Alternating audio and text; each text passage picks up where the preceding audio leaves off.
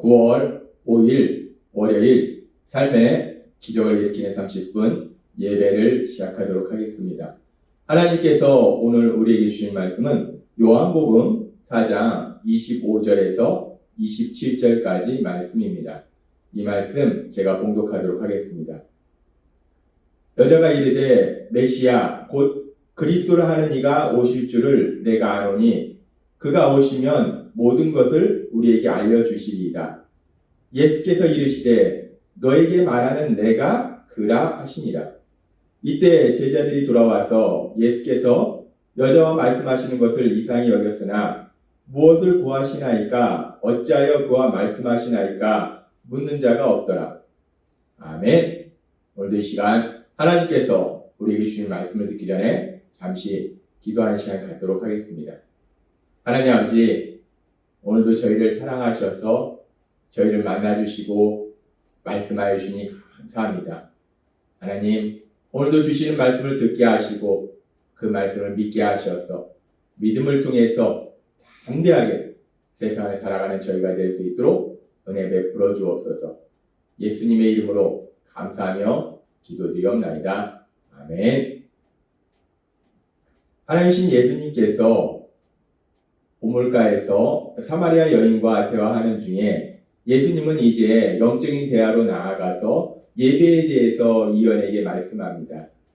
예배의 대상이 누구여야 되는지, 그리고 예배를 드릴 때 우리가 어떤 모습으로 하나님께 나아가야 되는지, 그렇게 예배에 대한 아주 중요한 영적인 말씀들을 하실 때 이 말씀을 들은 이 여인이 요한복음 4장 25절에서 이렇게 반응합니다. 여자가 이르되 메시아 곧 그리스도라 하는 이가 오실 줄을 내가 아노니 그가 오시면 모든 것을 우리에게 알려주시리다 라고 얘기합니다.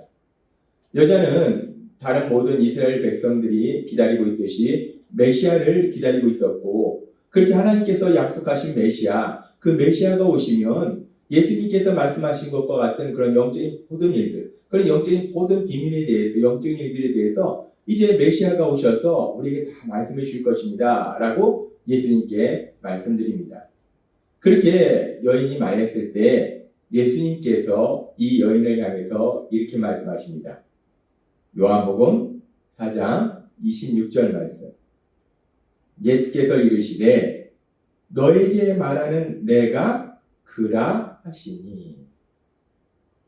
예수님께서 이 여인에게 말씀하세요. 이 여인이 메시아 그리스도가 오시면 모든 영적인 것들에 대해서 우리에게 말씀해 주실 것입니다 라고 얘기하니까 예수님이 이 여인에게 밝히 말씀하시는데, 내가 그라, 내가 너가 기다리는 바로 메시아, 내가 하나님께서 이스라엘 백성에게 보내주시겠다 약속하신 그 메시아, 그 그리스도가 바로 나다 라고 예수님이 말씀하십니다.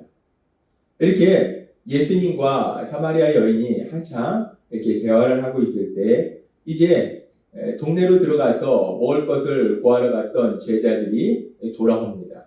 그리고 그렇게 돌아온 제자들이 예수님과 사마리아 여인이 이야기하는 모습을 봅니다. 그리고 성경은 이렇게 말씀합니다. 요한복음 4장 27절 말씀. 이때에 제자들이 돌아와서 예수께서 여자와 말씀하시는 것을 이상히 여겼으나, 제자들이 돌아와 보니까 예수님께서 우물가에 한 여인, 이 사마리아 여인과 대화를 나누고 계시는 거예요. 제자들이 그 모습을 보고 이건 뭐지? 이상하네? 어떻게, 왜 예수님이 라고 이 모습에 대해서 이상하게 여기더라는 거예요. 제자들이 예수님께서 우물가에서 이 사마리아 여인과 이야기하는 거에 대해서 왜 이렇게 이상하게 여겼을까? 우리가 길을 가다가 모르는 사람을 만날 수도 있습니다. 그런데 모르는 사람일지라도 우리가 또 이런저런 얘기를 할 수 있어요. 마찬가지로 예수님께서 우물가에 계시는데 사마리아 여인이 물을 들여 올 수 있고, 그래서 그 여인과 만나서 예수님이 그냥 이런저런 얘기를 나눌 수 있는 거예요. 그렇게 우연히 만난 사람과 이런저런 얘기를 나눌 수 있는데, 그렇기 때문에 예수님이 이 사마리아 여인과 이런저런 이야기를 나눌 수 있는 것인데 왜 제자들은 이 모습을 이상하게 여겼을까?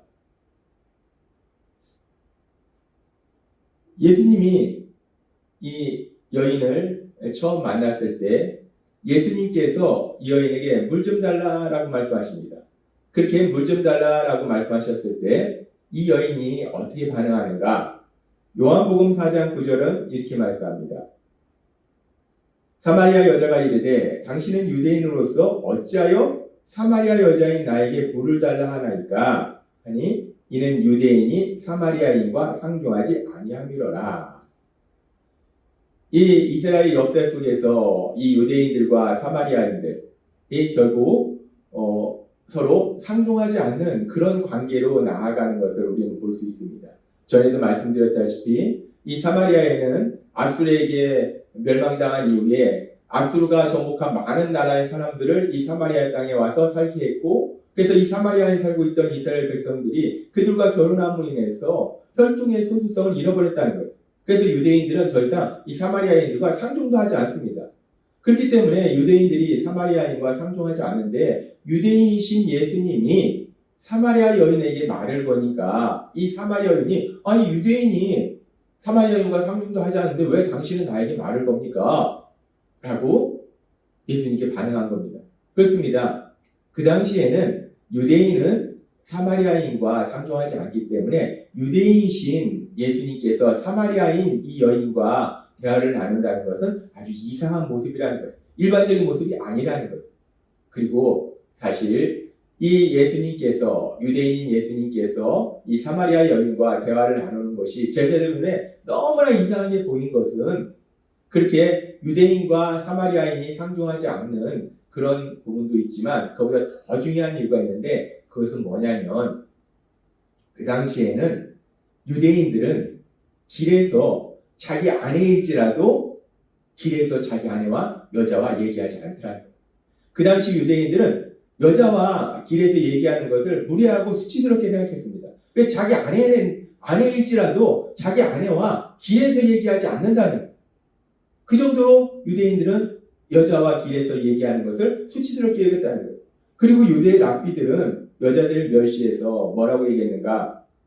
여자들에게 율법을 가르치느니 차라리 불에 태우는 게 낫다. 유대인들이 상당히 이 남녀 평등에 대한 생각이 없었습니다. 뿐만 아니라 사람이 여자와 이야기가 길어지면 그때마다 그에게 재난이 올 것이오. 여자와 이야기를 길게 하면 재난이 온다는 거예요. 율법을 저버리게 되고 결국에는 개인론, 음부를 상습받게 되리라. 음부에 들어가게 되리라. 라고 그런 격언까지 있다고 합니다. 즉, 그 당시에는 유대인들은 여자와 이야기를 길가에서 이야기하는 것을 수치스럽게 아주 그 많은 그런 관습이 있었다는 것. 그런 상황 속에서 그렇게 유대인들이 여자와 길가에서 이야기하지 않는데 그런 상황 속에서 예수님께서 우물가에서 길가에서 공공연한 장소에서 여자와 이야기를 나누는 거예요. 그러니까 이 모습이 이상하게 보일 수밖에 없습니다. 일반적인 모습이 아니니까. 더군다나 그 여인이 유대인 여자도 아니고 유대인이 상종하지도 않은 사마리아 여자, 그 사마리아 여자와 예수님이 길가에서 이야기를 나누고 있으니까 이 제자들에게는 너무 그 모습이 이상해 보인 거예요. 자신들이 알고 있는 관습을 떠난 모습이기 때문에 너무 이상하더라는 겁니다. 만약에 이 모습을 다른 유대인들이 봤다면 예수님에 대해서 심하게 비난하고 정죄했을 거예요. 그렇기 때문에 제자들은 예수님께서 이 사마리아 여인과 이야기하는 것을 보고 이상하게 여겼다라고 성경은 말씀하고 있다는 겁니다. 그렇습니다. 그 당시의 모습에서 보면은 예수님께서 사마리아 여인과 이야기를 나누는 것, 길가에서 이야기를 나누는 것은 아주 이상한 모습이에요. 전혀 일반적인 모습이 아닙니다. 그런데 그렇게 제자들이 예수님이 사마리아 여인과 이야기를 나누는 것에 대해서 이상하게 여기고, 근데 그렇게 이상하게 여겼는데 그 제자들의 반응이 어떠한가? 계속해서 요한복음 4장 27절의 말씀을 보면은 이때 제자들이 돌아와서 예수께서 여자와 말씀하신 것을 이상히 여겼으나 제자들의 눈에도 이상한 거예요. 왜 예수님이 길가에서 사마리아 여인과 이야기를 나누나 이상하게 생각한 거예요. 이상하게 여겼으나 무엇을 구하시나이까 어찌하여 그와 말씀하시나이까 묻는 자가 없더라 라고 말씀합니다. 그렇게 이상하게 여겼는데 그럼에도 불구하고 제자들은 예수님께 아무 질문도 하지 않는 거예요.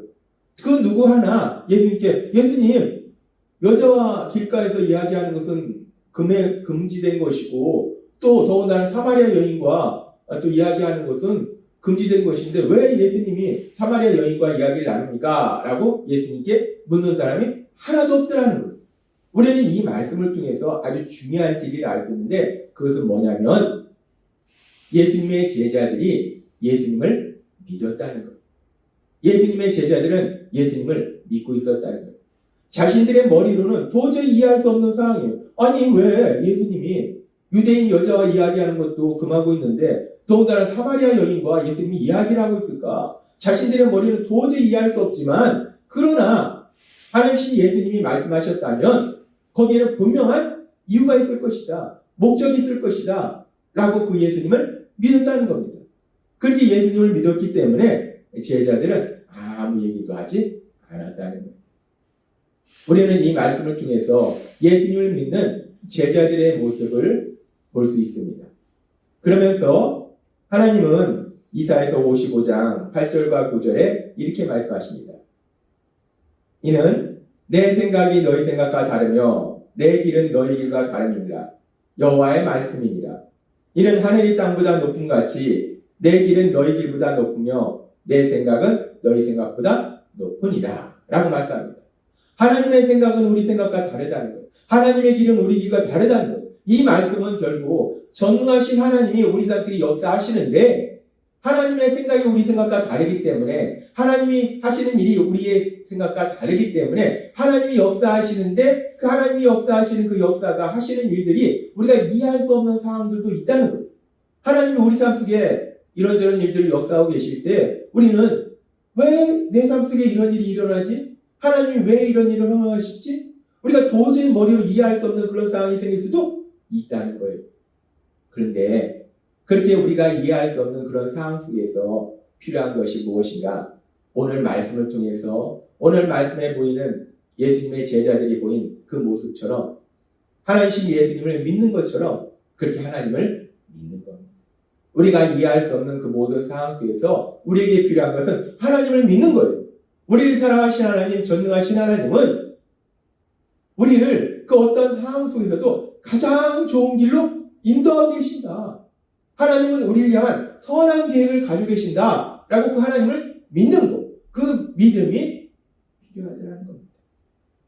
하나님은 오늘 요한복음 4장의 말씀을 통해서 도저히 이해할 수 없는 그런 모습을 보이시는 그 예수님, 그 예수님께 아무 말도 하지 않는 그 제자들의 모습을 통해서 하나님 예수님을 믿는 그 제자들의 모습을 보게 하시고 그러면서 제자들처럼 예수님을 믿는 우리들도 그렇게 그 어떤 상황 속에서도 하나님을 믿는 믿음, 그 믿음이 필요함을 우리에게 말씀해 주십니다. 그렇습니다. 우리가 이 험하고 악한 세상 살아갈 때 때로는 우리가 이해할 수 없는 많은 일들이 일어날 때 하나님은 우리를 사랑하시고 우리에 대한 선한 계획을 가지고 계시고 우리를 가장 좋은 길로 인도하고 계신다는 그 믿음, 우리는 이해할 수 없지만 그 하나님을 믿는 믿음, 그 믿음으로 담대히 나아가서 하나님께서 우리를 위해서 예비하신 그 놀라운 역사를 체험하시는 여러분이 되시길 주님의 이름으로 축원합니다. 기도하겠습니다. 하나님 아버지 감사합니다. 오늘도 주신 말씀처럼 우리가 이해할 수 없는 많은 상황들 속에서 우리 하나님을 믿음으로 인해서 하나님이 행하신 놀라운 역사를 체험하는 저희 모두가 될 수 있도록 은혜 베풀어 주옵소서. 예수님의 이름으로 감사하며 기도드리옵나이다. 아멘. 이 시간도 하나님께서 우리에게 주신 말씀을 묵상하면서 조용히 기도하는 시간 갖도록 하겠습니다.